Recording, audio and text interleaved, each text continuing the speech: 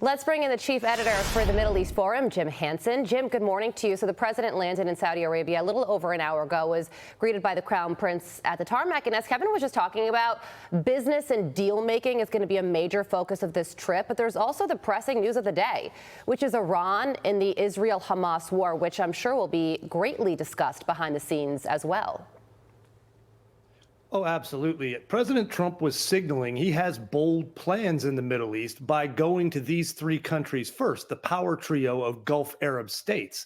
And I think he wants to go ahead and put some sort of end to the fighting in Gaza, and he needs their help for that. They would most likely be providing some sort of security forces and money for rebuilding.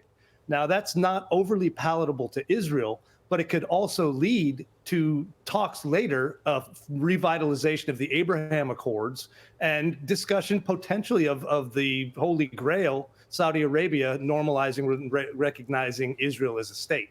It certainly is obviously a major, I don't want to call it a subplot, a co-equal plot with the economics. But I want to jump off on something that you heard Aaron Cohen say in that soundbite in Kevin Corke's piece.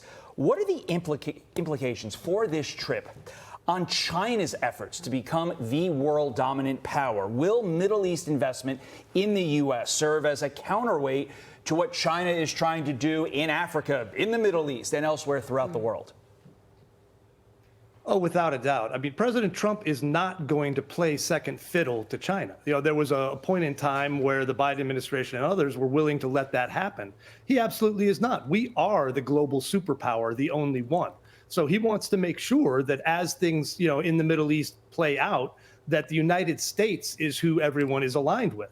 And he also wants those same countries aligned with him against Iran so that he's got both an economic and a diplomatic ability to put pressure on that country and try to take out the big problem that destabilizes the whole region. Well, you can never turn your TV off for too long, Jim, because the president is always making news. And yesterday he did when he said that he could potentially divert to Turkey to help with the Russia-Ukraine peace talks that could happen on Thursday there. Listen to him here talking about that. Watch. Thursday's meeting with Russia and Ukraine is very important.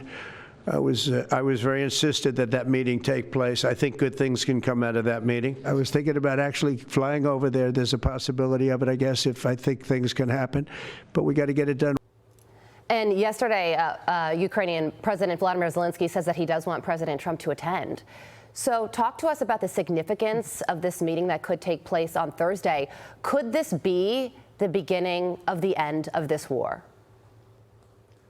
You know, I think it's a possibility. The thing he doesn't want to happen is to have Putin decide to play one-upsmanship with Zelensky.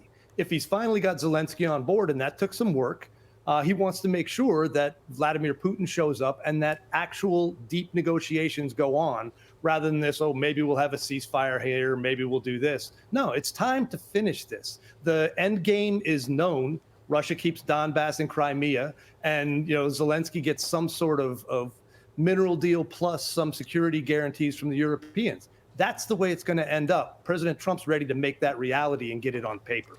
Jim, an overarching theme of this entire week is meeting in person with people, just from a foreign policy, a diplomatic, just a negotiating perspective.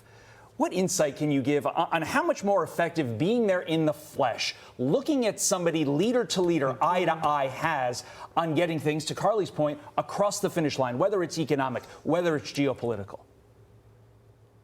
Yeah, it is something that President Trump prides himself on, and I think he should. He is a big man in the global marketplace of ideas and power.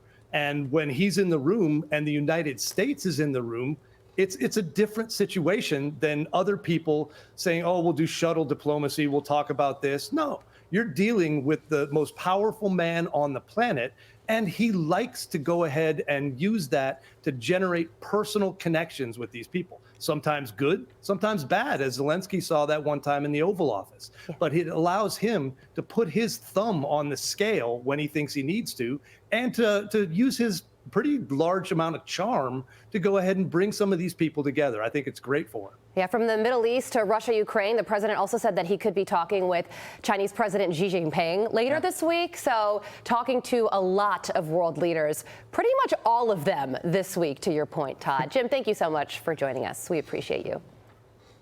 I'm Steve Ducey. I'm Brian Kilmeade. And I'm Ainsley Earhart. And click here to subscribe to the Fox News YouTube page to catch our hottest interviews and most compelling analysis.